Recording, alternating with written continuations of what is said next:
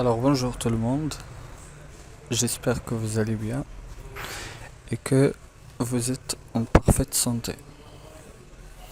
Alors dans la séance d'aujourd'hui, nous allons travailler sur l'exemple d'un examen régional normalisé.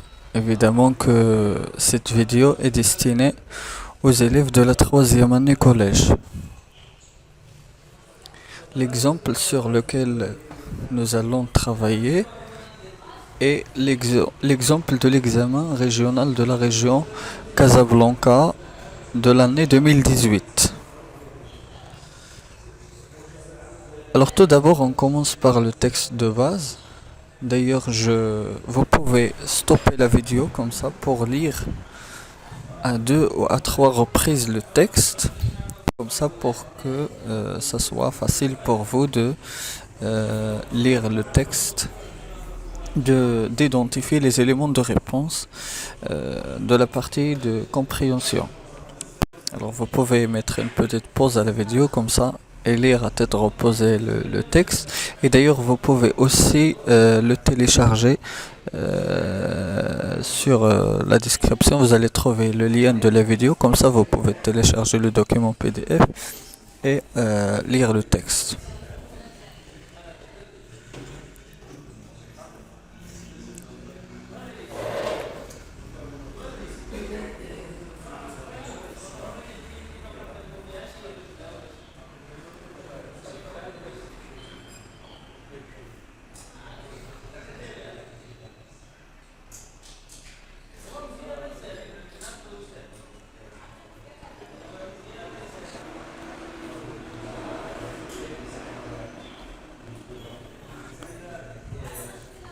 Très bien, donc j'espère que vous avez bien lu le texte.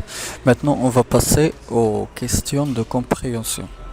Alors, la première question vous demande de compléter le tableau suivant par l'auteur, le nom de l'auteur, le titre de l'œuvre, le traducteur et l'éditeur.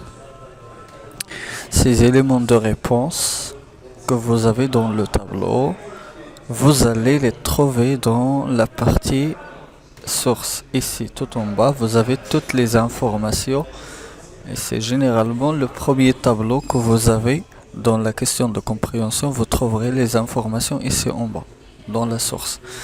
Alors tout d'abord ici Gudrun Mepps, c'est le nom de l'auteur avec E à la fin. C'est une écrivaine allemande. Elle écrivait des romans en allemand, mais ils sont traduits en français mais aussi dans d'autres langues.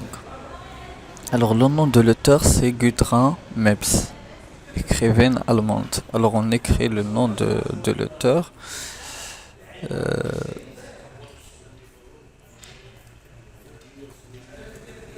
Gudrun Mepps. Pardon. Gudrun Mepps.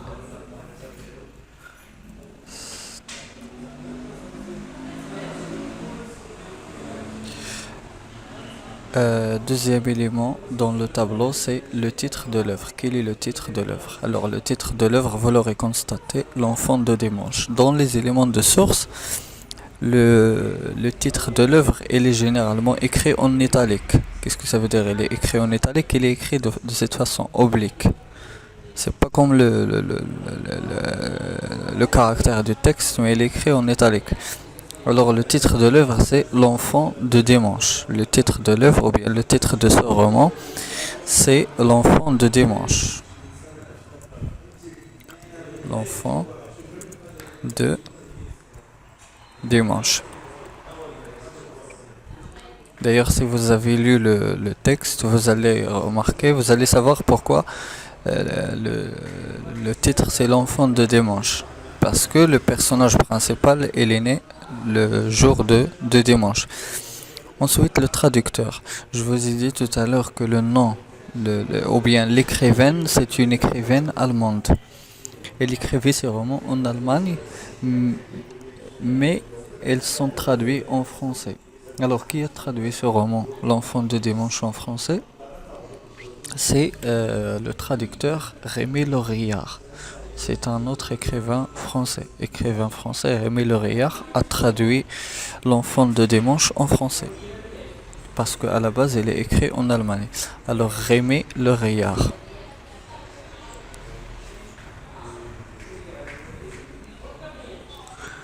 Rémi Le Réard. Très bien.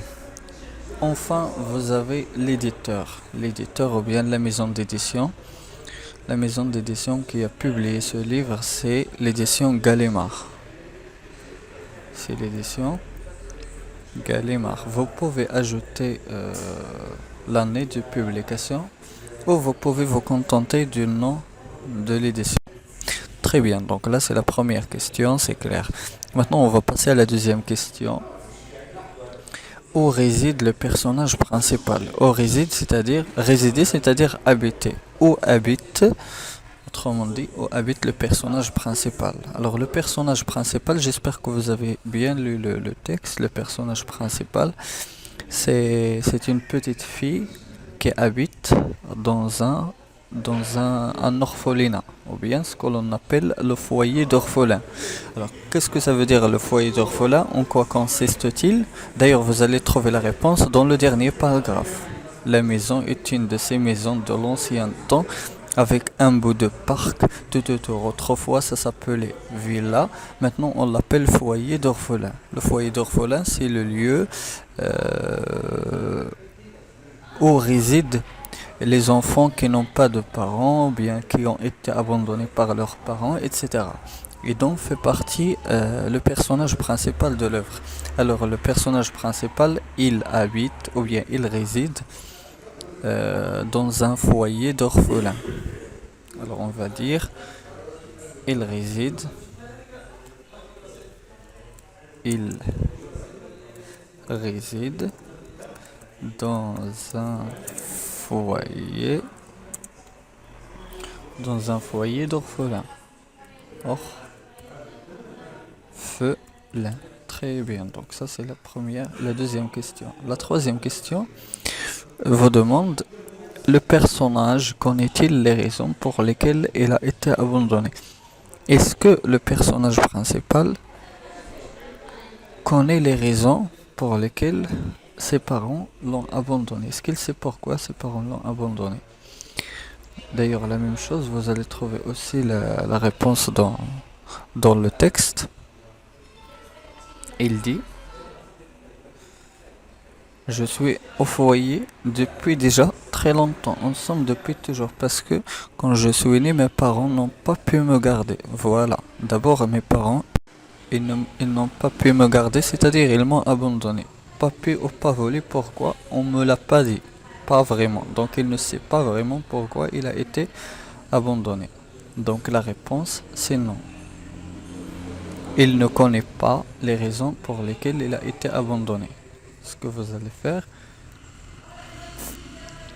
il ne connaît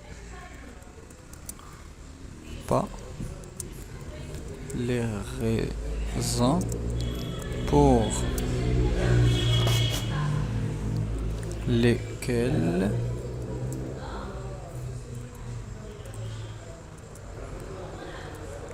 il a été abandonné.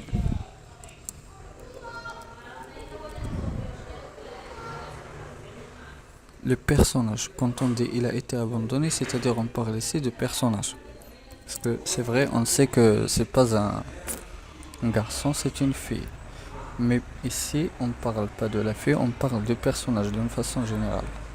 C'est pourquoi on l'a mis au masculin. Alors, il ne connaît pas les raisons pour lesquelles il a été abandonné. Passons à la troisième question. Plutôt la quatrième question. Déjà ici, vous avez justifié ta réponse par une phrase relevée du texte. Si vous voulez justifier la réponse, vous pouvez employer cette phrase. On l'a déjà dit tout à l'heure. Pourquoi on me l'a pas dit? Vous allez commencer ici. Pourquoi on me l'a pas dit? Pas vraiment. On m'a juste dit les circonstances n'ont pas permis. Ou vous pouvez commencer par ici. Mes parents n'ont pas pu me garder. Mes parents n'ont pas pu me garder pas pu ou pas voulu, pourquoi on me l'a pas dit? Pas vraiment, jusqu'ici. Alors vous allez commencer par mes parents, jusqu'à pas vraiment dit. Donc c'est ça la justification. Vous pouvez employer une phrase ici pour justifier votre propos. Alors la quatrième question, met une croix dans la case qui convient. C'est-à-dire vous allez répondre par vrai ou faux selon votre compréhension du texte. Alors, la première affirmation, le personnage s'estime chanceux d'être enfant de dimanche. On a dit tout à l'heure que l'enfant de dimanche, c'est-à-dire l'enfant qui est né dans la date de naissance, est un jour de dimanche. Alors, lui, est-ce qu'il a la chance? Est-ce qu'il est content? Ce personnage, est-ce qu'il est content quand il est né le jour de dimanche? Ou bien au contraire, il est triste? Alors quand vous allez lire le texte, vous allez constater que c'est tout à fait le contraire. Les enfants de dimanche ont toujours beaucoup de chance. Généralement, c'est tous les enfants. Moi, je ne trouve pas. Pour le personnage, c'est le contraire. Moi, je ne trouve pas. Je n'ai pas de chance à être né le dimanche. Donc c'est le contraire. Alors la réponse c'est fausse. La réponse, ou bien cette phrase elle est fausse. Très bien, on passe à la deuxième affirmation. Le personnage aime beaucoup le dimanche. Est-ce que le personnage aime le dimanche? La même chose, vous allez trouver la réponse dans le premier paragraphe.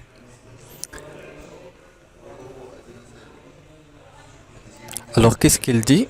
Il dit parce que le dimanche c'est plutôt barbant au foyer. Qu'est-ce que ça veut dire barbant au foyer? C'est-à-dire ennuyeux, je ne trouve rien à faire, je suis triste, je suis ennuyeux.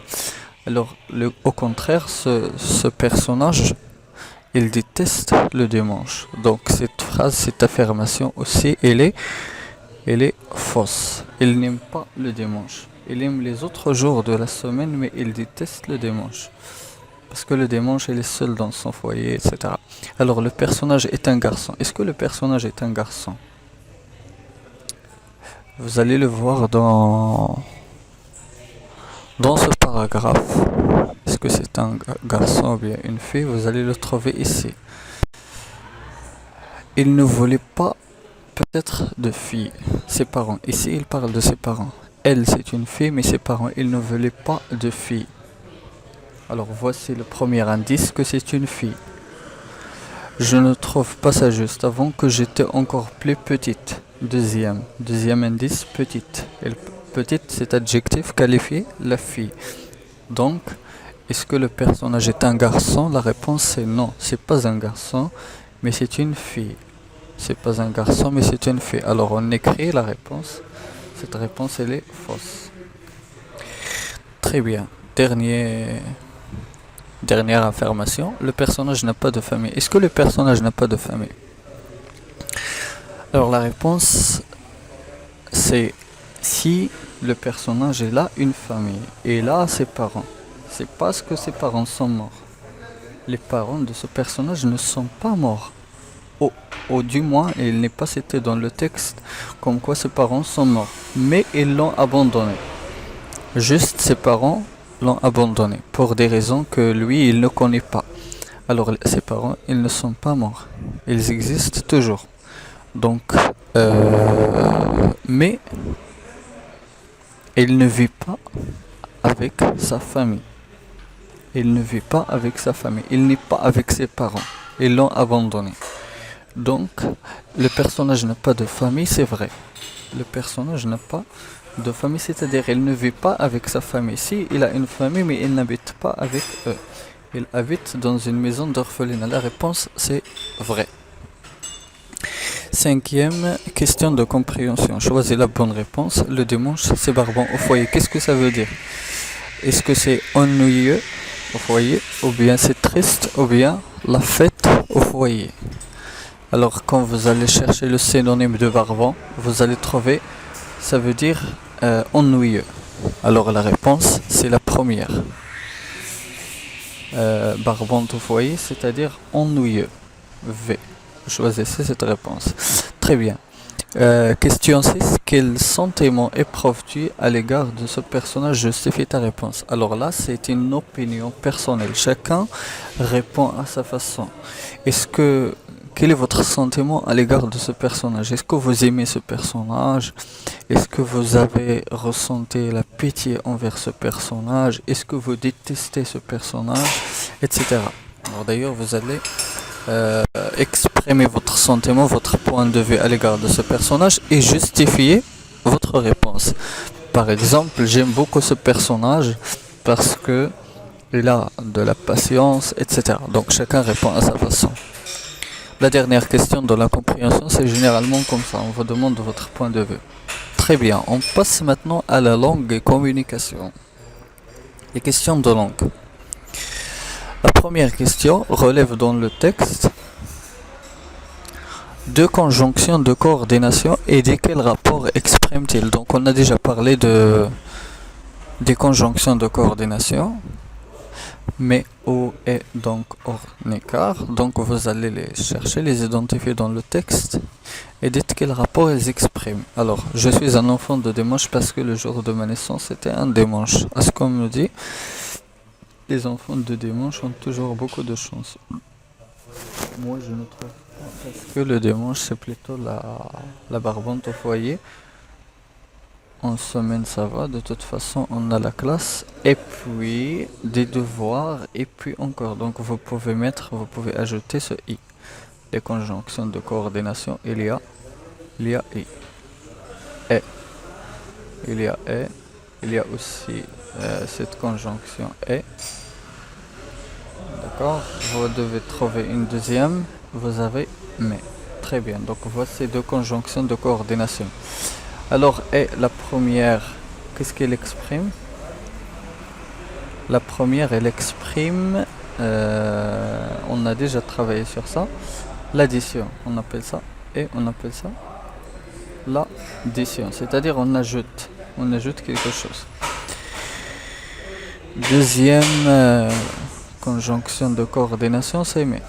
Deuxième conjonction de coordination, c'est mais le rapport exprimé par cette conjonction, évidemment, c'est un mot qui exprime l'opposition. C'est un mot qui exprime quoi? Qui exprime l'opposition. Très bien. On passe à la deuxième question dans la langue. Relève dans le texte une subordonnée relative et précise l'antécédent. Alors on a déjà parlé de la proposition subordonnée relative. Comment on identifie la subordonnée relative? Elle est introduite, il commence par un pronom relatif. Les pronoms relatifs que nous avons étudiés, c'est qui, que, dans, au.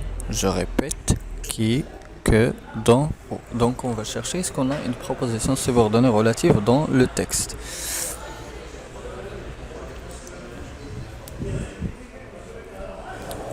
Paragraphe, vers la fin du deuxième paragraphe, je regardais les gens, les couples qui ont l'air de parents. Les couples qui ont l'air de parents. Alors dans cette phrase, on a le pronom relatif qui. On a dans cette phrase le pronom relatif qui. Alors on a dit la fonction du pronom, qu'est-ce qu'elle fait? Elle remplace un nom. Elle remplace un nom dans la proposition principale que l'on appelle l'antécédent. Le pronom relatif, il remplace toujours un nom. Alors le nom qui est remplacé par le pronom qui, c'est les couples. Alors les couples, c'est un nom. Et on va voir la fonction des couples dans cette phrase. Les couples ont l'air des parents. Les couples ont l'air de parents. Alors dans cette phrase, quelle est la fonction des couples? Alors les couples dans cette phrase, c'est le sujet. Les couples dans cette phrase, c'est le sujet. Très bien. Les couples dans cette phrase, c'est le sujet. Excusez cette écriture qui n'est pas très bien claire parce que j'écris avec ce... Bon.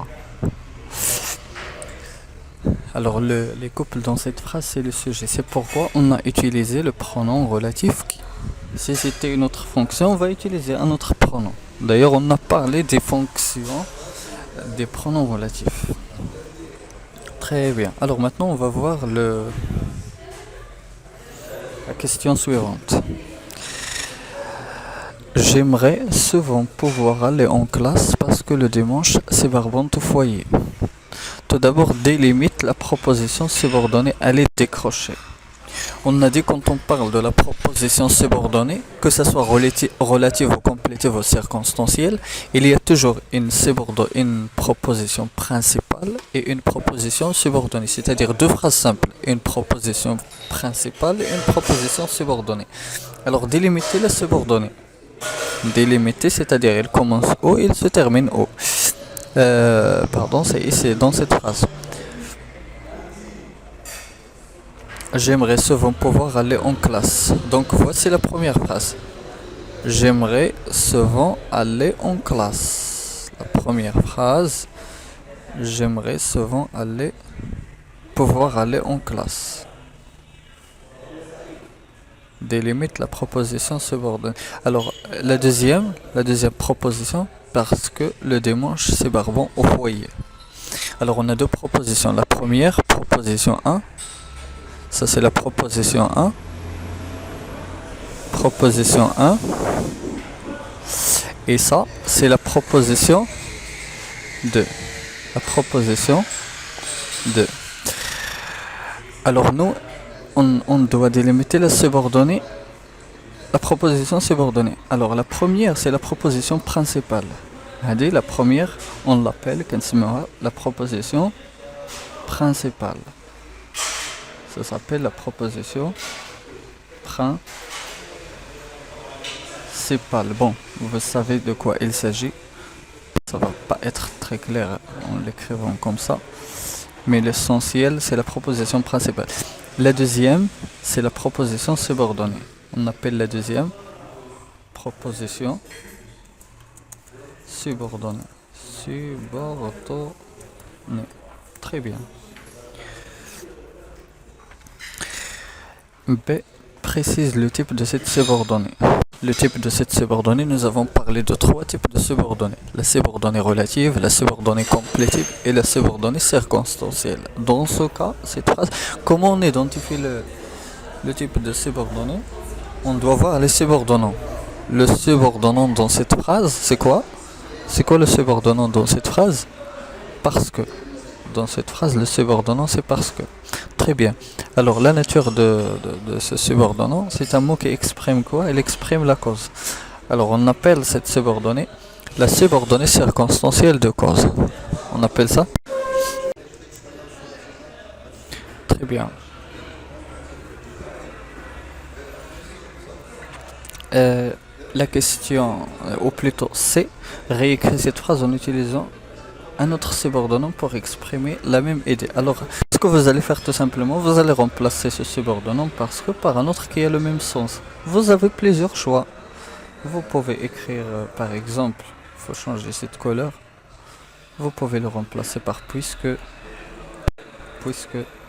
tous les mots qui sont suivis de l'indicatif. Parce que ici, il est suivi de l'indicatif. Alors, puisque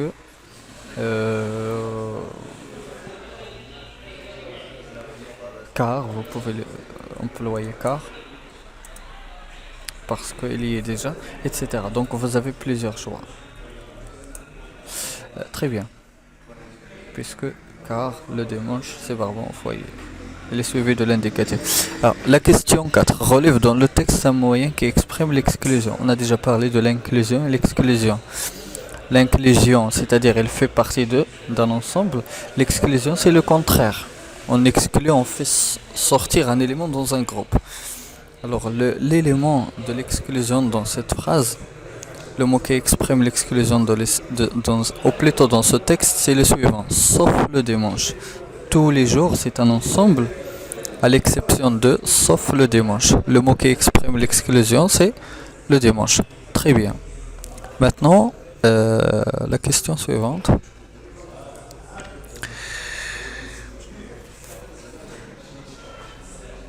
5.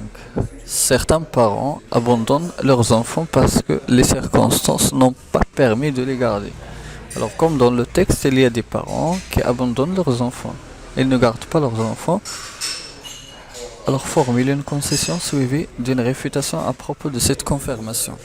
Alors la concession, vous avez probablement déjà étudié la concession, c'est quand il y a euh, une opposition entre les deux propositions. Il y a une opposition, une contradiction entre les deux propositions, entre les deux phrases. Alors, comment on formule la concession? On formule la concession de la manière suivante. On commence généralement par certes. Certes, il y a des circonstances, circonstances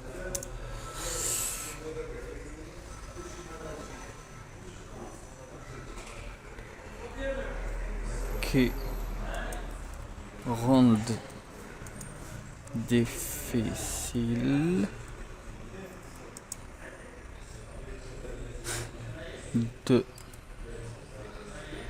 garder ses enfants.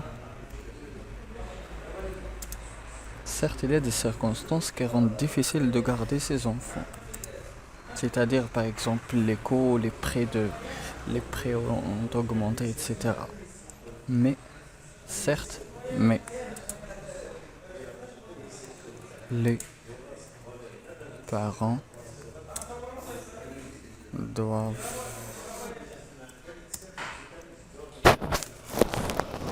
assumer leurs responsabilités à l'égard de leurs enfants. De leurs enfants. Responsabilité. Voilà.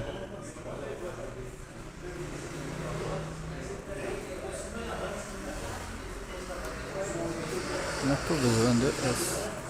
Alors certes, il y a des circonstances qui rendent difficile de garder ses enfants, mais les parents toujours, doivent toujours assumer leurs responsabilités à l'égard de leurs enfants. Donc c'est ça la concession.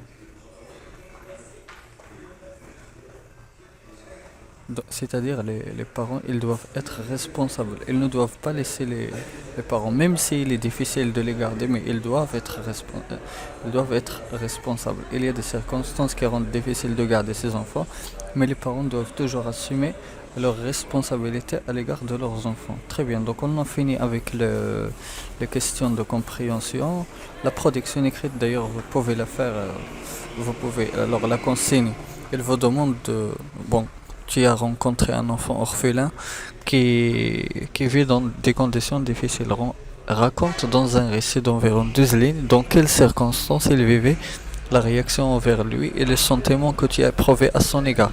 Alors tu vas raconter ce qui se passe dans la vie d'un orphelin que tu connais ou bien que tu as rencontré. Alors ça sera tout pour la séance d'aujourd'hui. Je vous remercie. À la séance prochaine.